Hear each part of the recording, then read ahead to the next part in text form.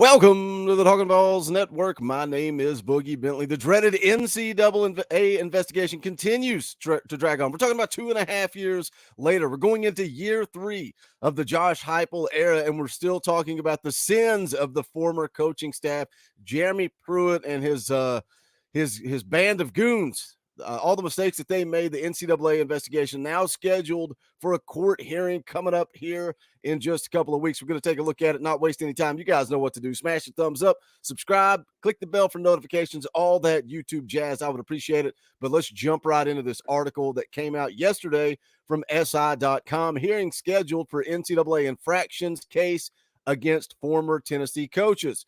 It says here the NCAA's infractions case against Tennessee is heading to a contested hearing. School officials, former head coach Jeremy Pruitt, and former defensive coordinator Derek Ansley are scheduled to appear before members of the committee on infractions later this month in what's become a somewhat contentious fight between each of the three parties and the association. The three parties received a letter announcing the 3-day hearing scheduled for April 19th through the 21st in Cincinnati. Multiple sources tell Sports Illustrated. Now, again, we're going 2.5 years into this thing, continues to drag out something that at one point, it's going to be wrapped up before the fall. It's going to be wrapped up over the summer. It'll be wrapped up before season 2. And we're still carrying on. Again, we're going into year 3 of the Josh Heupel era, and we're still dealing with sins of Jeremy Pruitt and his coaching staff. Now, why Jeremy Pruitt? Why is Jeremy Pruitt the one that's fighting? Why is Derek Ansley the one that's fighting? Does it go back to the show cause ban? Is that what Jeremy Pruitt is trying to avoid? His name kind of circulated when Nick Saban was looking to hire a defensive coordinator. Jeremy Pruitt's name was right out there in the mix. Is it about money? That was the whole thing. When Tennessee fired Jeremy Pruitt, it was with cause. Therefore, he did not receive any of his buyout. Tennessee likes to pay coaches after firing them for years and years and years. Pretty sure we just finished paying Butch Jones. And Jeremy Pruitt didn't get a single penny of that. Is that why this case continues to drag on? The article here from SI.com goes on to say the case stems from serious recruiting misconduct by Pruitt and the staff under former athletic director Philip Fulmer. I saw some people, I think it was on the VAWLS message board, asking how Fulmer continues to keep his nose clean, even though he was heavily involved in all of this. Allegedly, this is all rumors and message board talk. Says here the school received its notice of allegations in July, spelling out $60,000 worth of impermissible benefits and recruiting and inducements provided to prospects over a 3-year period by Pruitt, his wife, and several staff members, all of whom were fired in January 2021. It's funny. We're talking about $60,000. $60,000 is what we're talking about in the day and age where it is perfectly legal now to pay college athletes. I think that's something you have to look at. That's something you have to talk about. $60,000. We're wanting to burn it to the ground over $60,000. Says here, despite months of negotiations and resolution between the school and the NCAA, as well as the coaches and the NCAA, has not been reached. Reasons remain unclear, though potential penalties are believed to range from multi-year show causes for those involved to further probationary sanctions for the school. And, that's something I talked to Austin Price about. He was on the show a couple of weeks ago, and we talked about the NCAA investigation and the fact that, Tennessee did everything right. They did everything that they were required to do or supposed to do, even above and beyond. Unlike some of the other schools that basically just put up the middle finger and say, we're not going to do anything that you say. We're just going to completely ignore the NCAA, continue playing football, continue playing basketball. Tennessee did their due diligence. But there were some interesting circumstances to that when you talk about scholarship reductions. Take a listen to what AP had to say. Again, he was on the show a couple of weeks ago. If you missed it, I'm going to link it at the end of this video. Go back and catch that live stream. Really good, fun conversation with Austin Price of VolQuest.com. Operate. That's correct. You can't get up there and when they sent out the stuff, the notice of allegations, all that stuff, and praise Tennessee for, the unprecedented access and all this stuff, and then hit them where it hurts. If you do that, nobody's going to do anything, and nobody has done anything. Tennessee's, done something that no one else does, which is why if they tried to do that, I think that Donde Plowman, Randy Boyd, and Danny White would probably see them in federal court, because I think that Tennessee's done everything that they could do to try to do this the right way. And for whatever reason, they've not been able to come to a resolution on it. And again, I think it behooves both sides, Tennessee, to probably give a little bit more, than they've given to this point, because, I know what the NCAA is thinking. You won 11 in year 2. And more than anything, all the scholarships Tennessee, gave to the NCAA, they were never going to be able to fill those in the summer of 2021 anyway. So it was easy to go, hey, we'll give you 12 scholarships this first year because you were already like 70.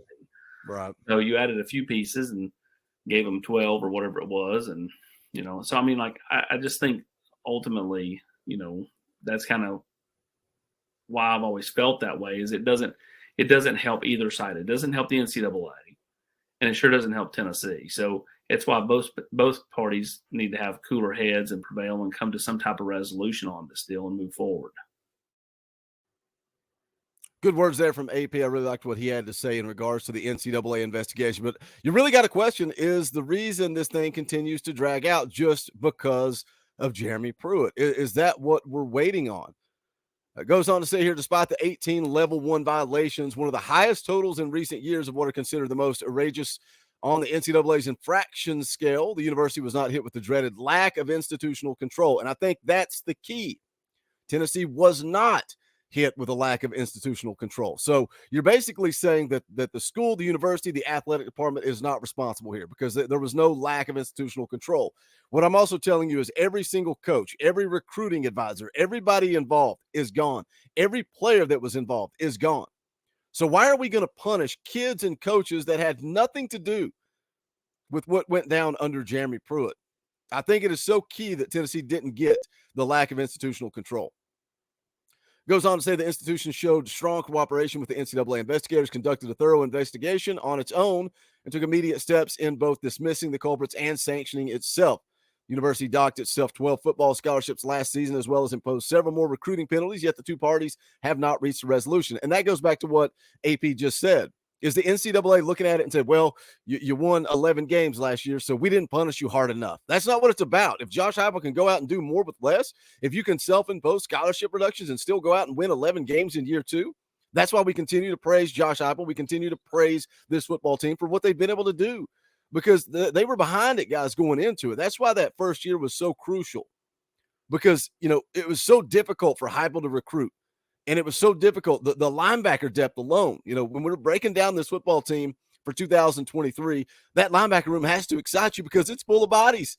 When Josh Heupel took over, we had long snappers working in the linebacker room. Goes on to talk here a little bit about the NCAA peer review model and the hearing coming up. Says at a hearing, the NCAA enforcement staff and each party, often with legal representation, present their side before a portion of the committee on infractions. The ruling group, normally made up of school administrators, a ruling is typically made within 6 to 8 weeks, though that time period can stretch longer. Pruitt is likely in line for stiff penalties. There were 18 allegations of blatant recruiting misconduct from Pruitt and staff, transpiring as early as September 2018. 2018, his 10th month on the job. And that's the thing. I really think this thing is dragging out because of Jeremy Pruitt. I think that's what we're waiting on. That's what we're trying to see wrapped up is Jeremy Pruitt. Is he going to get that show cause ban? And I think he is. I think the writing's on the wall that that's what's about to happen. But does the NCAA further punish Tennessee? People out there want to talk about postseason bans. People want to talk about more scholarship reductions. I just don't see the postseason ban taking place because, again, going back to the clip from AP, if you're going to punish Tennessee for cooperating, why would any school moving forward in the future cooperate when you can just stick up your middle finger and continue to do what you do and not worry about it? The NCAA is on the way out the door. And if they stick it to Tennessee, I think that's just the writing is on the wall that the NCAA is done. No other team moving forward is going to cooperate. Why would they? Tennessee has done more than any other school, and here we sit 2.5 years later still waiting on this stupid thing to wrap up. You guys hit the comment section and let me know your thoughts. What's the hang up? What is causing this thing to drag out? Does Jeremy Pruitt deserve the dreaded show cause ban? Will he be banned from the SEC? Would love to hear you guys in the comment from you guys in the comment section. As always, make sure you smash the thumbs up on the way out the door. Go check out the merchandise, bonfire.com/store/talkinballs. The link's in the description below. We're going to be going live Thursday night, 7 p.m. Eastern time. Thursday night, 7 p.m. Eastern time to break down spring scrimmage number 2 will take place earlier that day. We'll go live at 7 o'clock and talk about it. hang out with you guys, see if we can get any rumors or news coming out of that scrimmage. As always, thank you to the members of the channel. You guys make it possible for me to do this thing, and I appreciate your support. If you want to become a member, hit that join button down below, just right beside subscribe. Hit that join button. I would appreciate it. There's also a link in the description. I know some of you guys in the chat, in the comments have been saying that you're having trouble recently doing that. There's a link in the description of the video as well, so go check that out. But that's going to do it for this one. This is the Talkin' VAWLS Network. My name is Boogie Bentley. Go Big Orange.